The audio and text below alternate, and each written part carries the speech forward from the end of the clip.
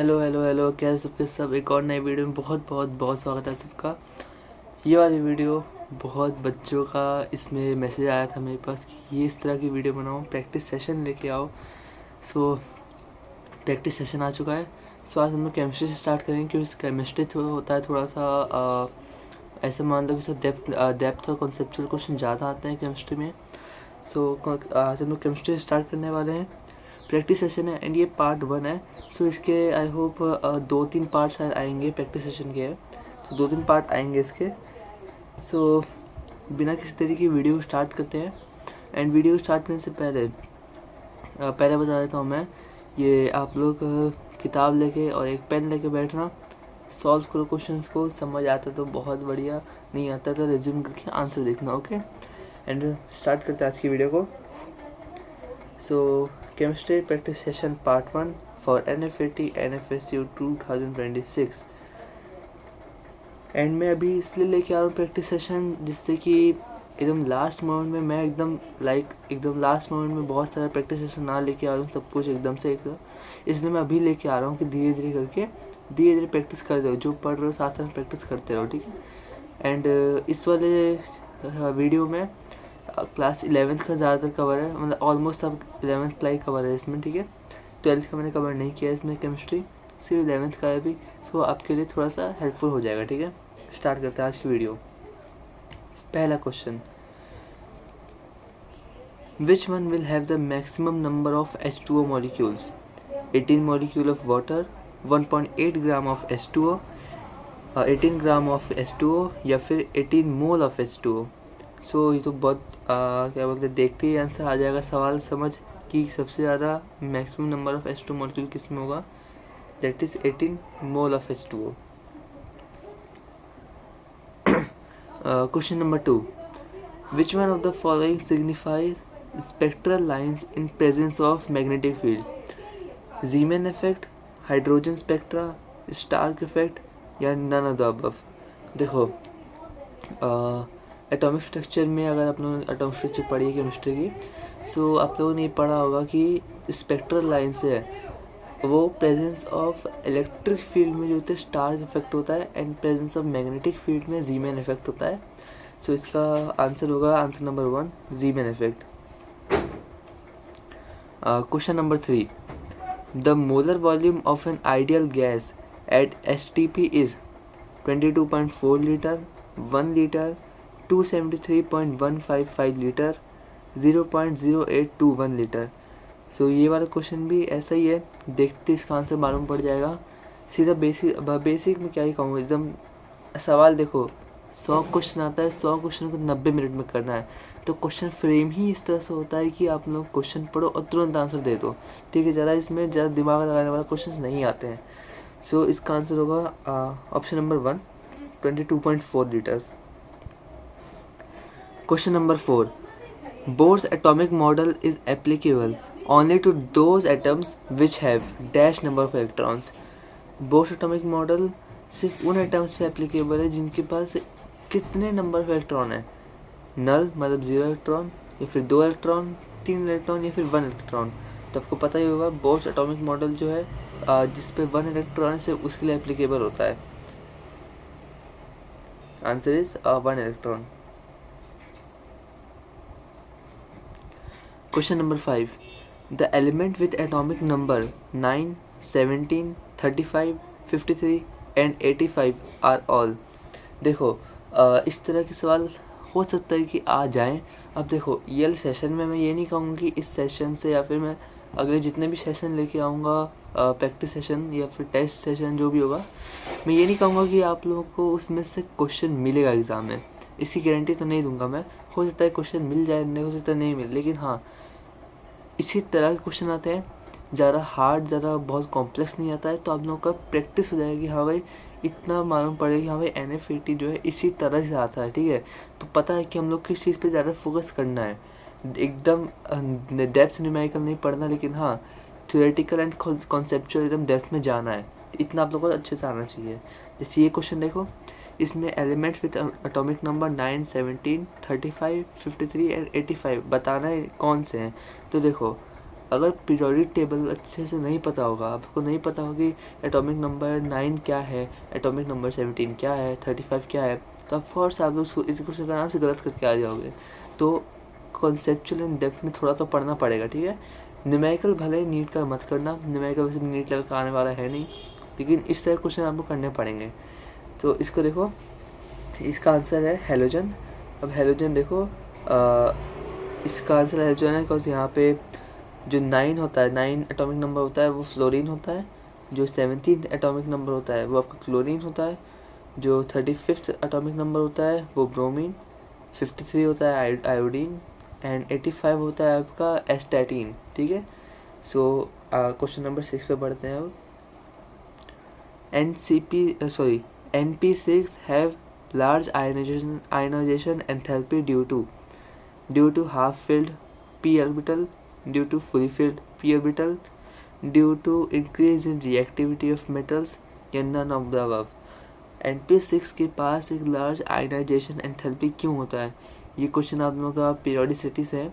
तो पीरियोडिसिटी में जब आप लोग आइसो इलेक्ट्रॉन जो पढ़ते हो, आइसो इलेक्ट्रॉन के बाद ही जो आयनाइजेशन एंथैल्पी आता है, इसके बाद जहाँ तक मुझको पता है आइसो इलेक्ट्रॉन के बाद आयनाइजेशन एंथैल्पी पढ़ा जाता है, तो उसमें ये चीज़ एक की क्वेश्चन है। NP6 have large ionisation enthalpy due to. तो NP6 के पास एक लार्ज आयनाइजेशन एंथैल्पी इसलिए होता है क्योंकि उसके पास जो होते हैं p orbital fully filled orbitals होते हैं। तो इसका आंसर देखो, due to fully filled p orbitals. Question number 7, which one of the following is small in size? NaCl, K+ या Ca2+? तो इस भी तो बहुत बेसिक सवाल है, कौन सा जो साइज़ में छोटा है, तो आपको पता ही होगा। जब ग्रुप में हम नीचे आते हैं, इसमें देखो, इसमें पता चल रहा है कि हाँ भाई NaCl, K, Ca2+, ये शो इस तरह से पता चल पा रहा है कि हाँ भाई ग्रुप में नीचे जाया जा रहा है, right. Na then Cl then K फिर Ca2S, इस तरह से होता है। तो ग्रुप में नीचे जा रहा है एंड पीरियड में भी अक्रॉस जाया जा रहा है, ठीक है।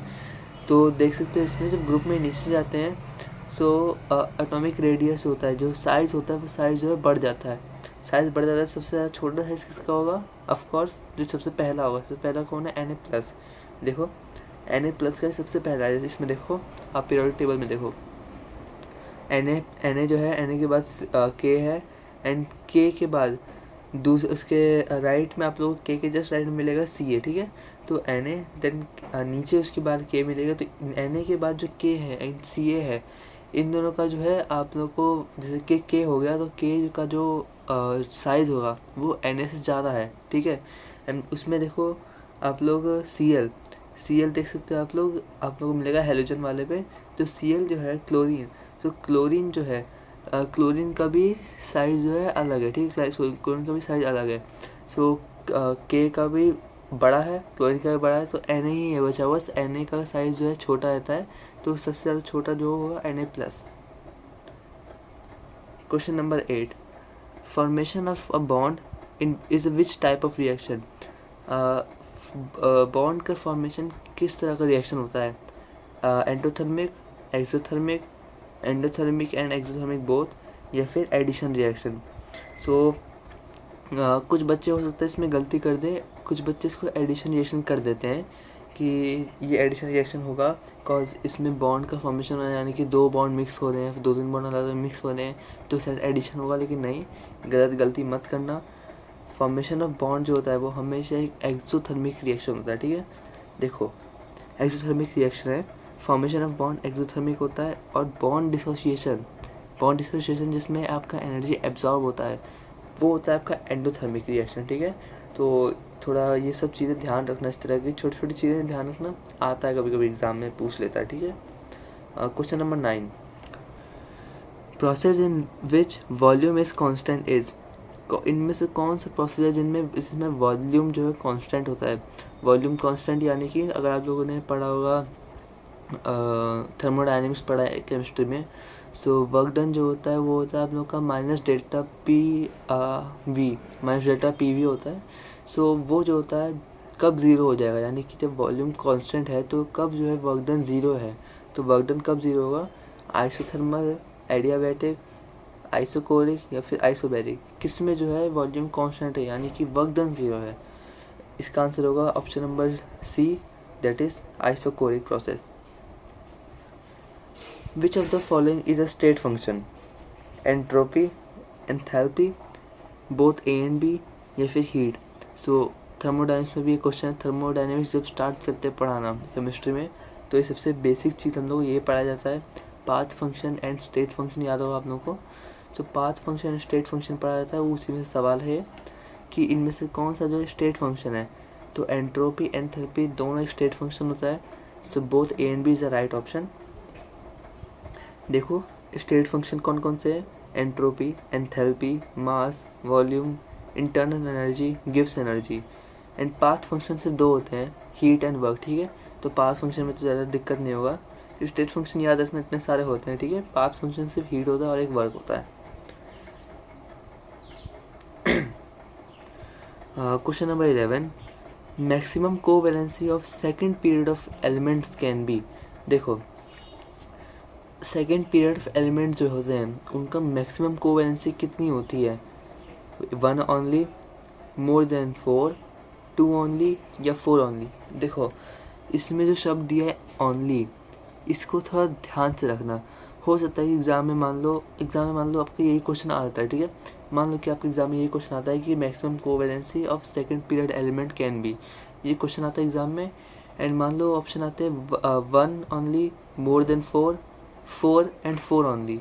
तो 4 एंड 4 ओनली में जब आप लोग वो जिसको कहते हैं ना, कंफ्यूज मत होना, बिकॉज 4 ओनली ही होता है, सिर्फ 4 ही होते हैं, 4 से ज़्यादा ना 4 से कम।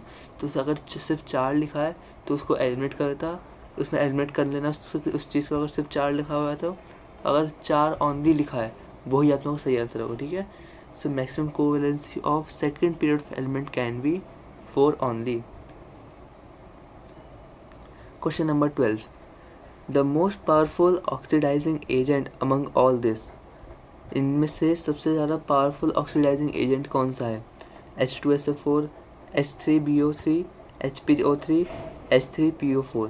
सो ये क्वेश्चन तो आप लोगों ने अगर 10th में अगर आपने पढ़ा होगा तो आपने 10th में भी आपको पता ही होगा ये चीज़ कि ऑक्सीडाइजिंग एजेंट सबसे ज़्यादा स्ट्रॉन्ग कौन सा होता है, that is H2SO4। Sulphuric acid जो होता है वो आप लोग सबसे ज़्यादा स्ट्रॉन्ग ऑक्सीडाइजिंग एजेंट होता है, ठीक है। एंड अगर आप लोग कभी क्वेश्चन आता है इस तरह से कि which of the following act as a acid as well as an oxidising agent, तब भी आप लोग का H2SO4 आएगा, ठीक है। अगर ऑप्शन में देता है H2SO4 तो H2SO4 को मार्क कर देना। Question number 13, in a borax bead test which compound is form? Orthoborate, metaborate, double oxide या टेट्राबोरेट। बोरैक्स बीट टेस्ट में कौन सा कंपाउंड बनता है? ऑर्थोबोरेट, मेटाबोरेट, डबल ऑक्साइड या फिर टेट्राबोरेट।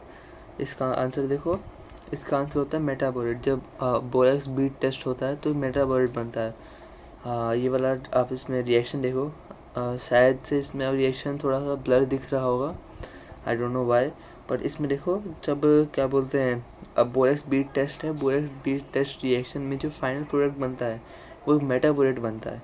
इसमें आप देख सकते हो मेटाबोरेट आयन का इसमें आप लोगों का स्ट्रक्चर दिया हुआ है, तो देखना तो मेटाबोरेट स्ट्रक्चर देख लो वैसे, लेकिन आपसे स्ट्रक्चर तो इस तरह नहीं पूछेगा कि ये स्ट्रक्चर जो है किसका होता है, बहुत कम चांस है पूछ ले, है ना, ऐसा कम चांस है।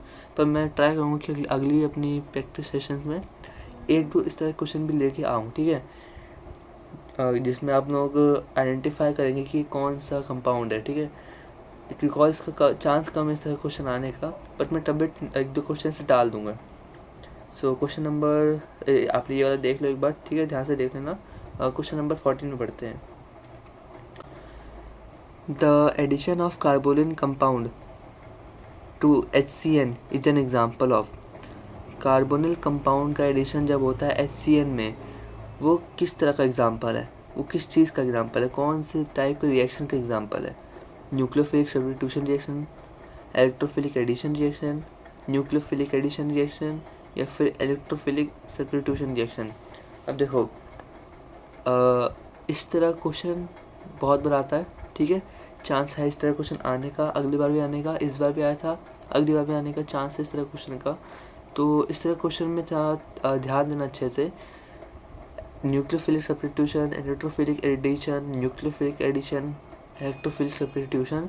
सो आप लोग जब भी रिएक्शंस पढ़ रहे हो तो इस चीज़ से भी ध्यान देना कि किस तरह का रिएक्शन है वो, ठीक है। सो इसमें देखो आंसर देखो, आंसर होगा इसका न्यूक्लियोफिलिक एडिशन रिएक्शन। जब एक कार्बोनिल कंपाउंड जो है HCN से रिएक्ट करता है तो वो एक न्यूक्लियोफिलिक एडिशन रिएक्शन शो करता है, ठीक है।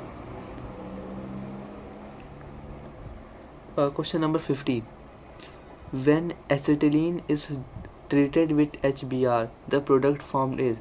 जब एसिटिलीन जो होता है वो HBr से रिएक्ट करता है तो कौन सा प्रोडक्ट बनता है। तो देखो, methyl bromide, ethylene bromide, ethyl bromide या इथिलीडीन bromide.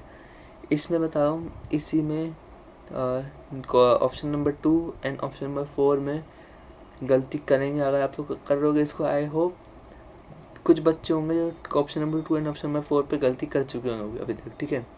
Option number 2 and option number 4 पे गलती कर चुके होंगे, इसका मैं गारंटी दे रहा हूँ।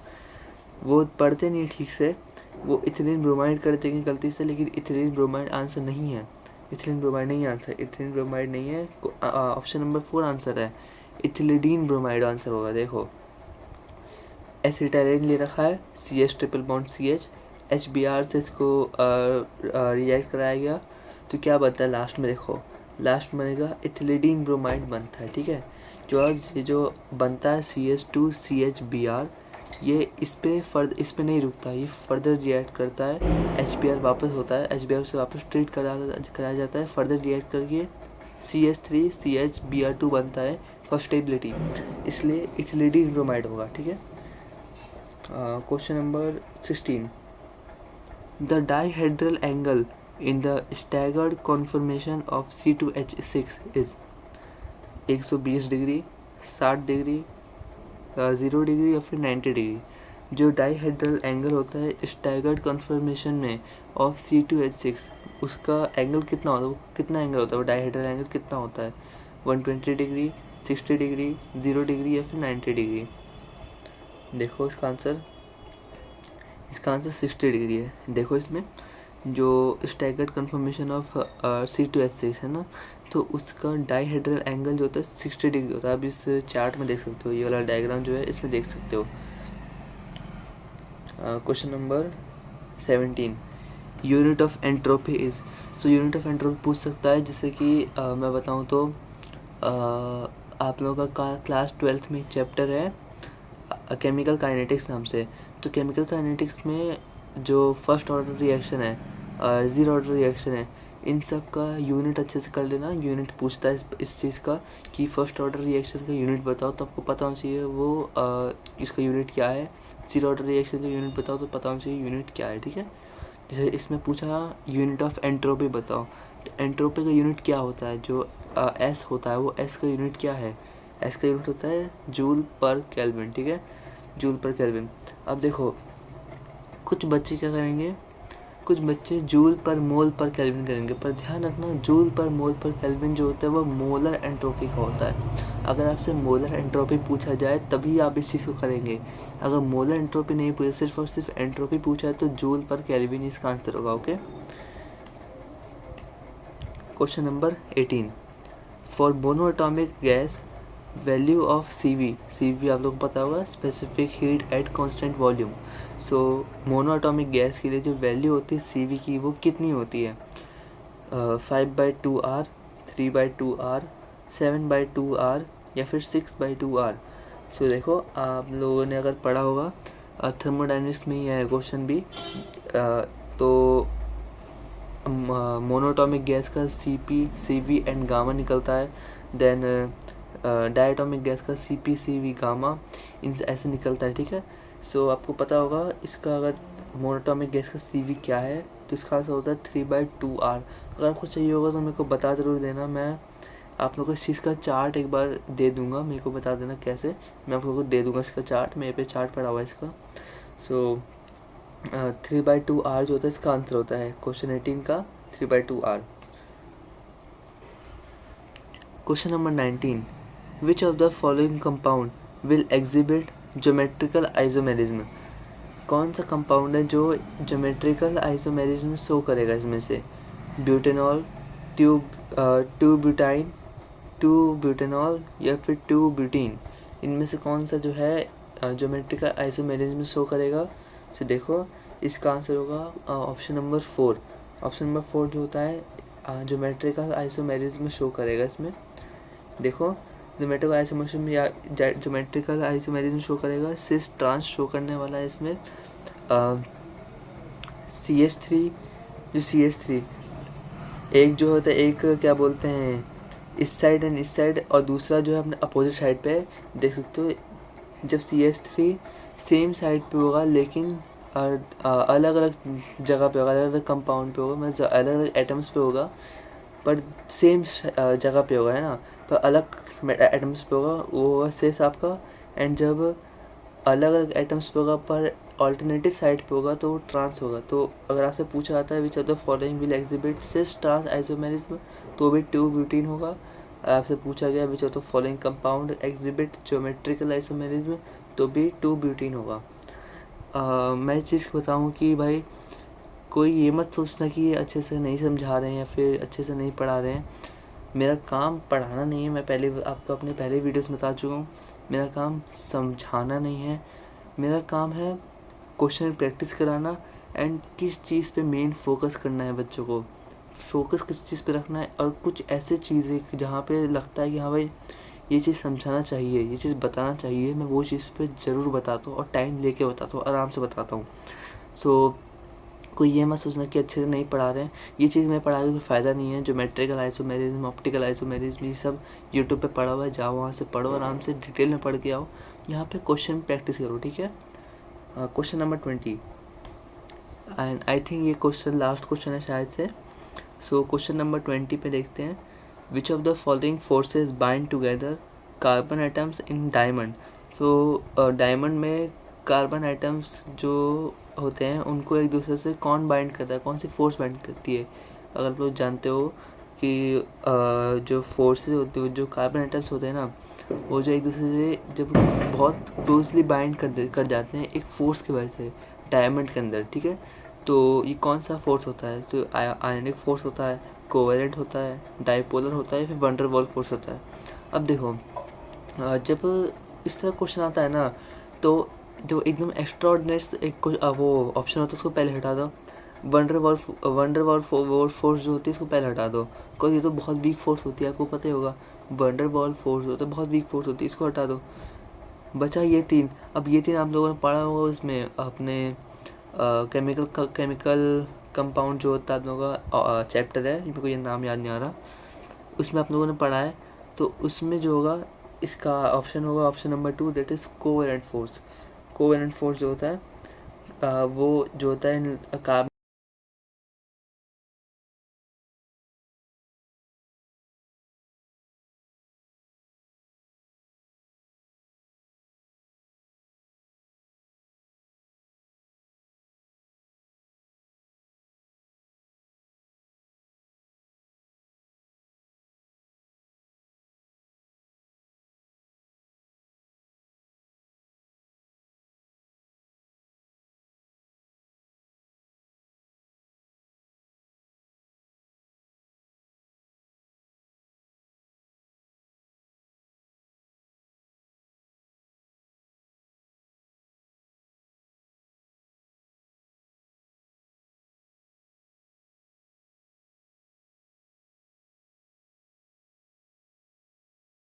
कोवेलेंट बॉन्ड आप लोगों का एक्सोथर्मिक रिएक्शन शो कर देगा, ठीक है। सो थोड़ा घुमा फिरा के सवाल पूछ सकता है, कॉन्सेप्चुअल सवाल पूछ सकता है, तो उस पर ध्यान रखना, ठीक है। सो बस आज के लिए इतना ही, थैंक यू। सो वीडियो में लास्ट तक बनने के लिए बहुत बहुत थैंक यू। ये प्रैक्टिस सेशन केमिस्ट्री का था फॉर ये पार्ट 1 है, एंड हो सकता है कि इसमें अभी 1 या 2 पार्ट और आएंगे, देन मैं इस चीज़ को एंड करूँगा, देन मैं फिज़िक्स लेके आऊँगा, देन मैं बायो लेके आऊँगा। एंड जब ये पूरा सीरीज़ ख़त्म हो जाएगा, ये पूरा सीरीज़ ख़त्म होने के बाद वापस से एक न्यू सीरीज़ आएगी, इसमें न्यू सीरीज़ आएगी प्रैक्टिस सेशन की, एंड उसमें थोड़े और हार्ड सवाल आने वाले हैं जिससे कि अच्छी प्रैक्टिस हो जाए, ठीक है। So thank you and in order to be successful you have to find out what makes you feel excited. अगर आप लोगों ने ये पता कर लिया कि what makes you feel excited to get up each and every morning to your work, आपके पास एक मोमेंटम आ जाएगा. एंड मोमेंटम बहुत ज़रूरी है सक्सेसफुल होने के लिए, ठीक है. सो बस थैंक यू आज की वीडियो के लिए. एंड जाओ आराम से पढ़ाई लिखाई करो. एंड हर 2 दिन में आपके पास वीडियो आई जाती है. सो ट्राई करता हूँ कि हर 1-2 दिन में वीडियो ले आऊँ, बट कभी कभी होता है कि कुछ टाइम का ज़्यादा ब्रेक लग जाता है. पर मैं ट्राई करूँगा अगली वीडियो जल्दी लाने का, पार्ट 2 लाने का इसका. या फिर मेरे को आप कमेंट में बता देना आप लोग किस चीज़ पे वीडियो चाहिए. कमेंट बता देना, मैं इस पर ज़रूर वीडियो लेके आऊँगा.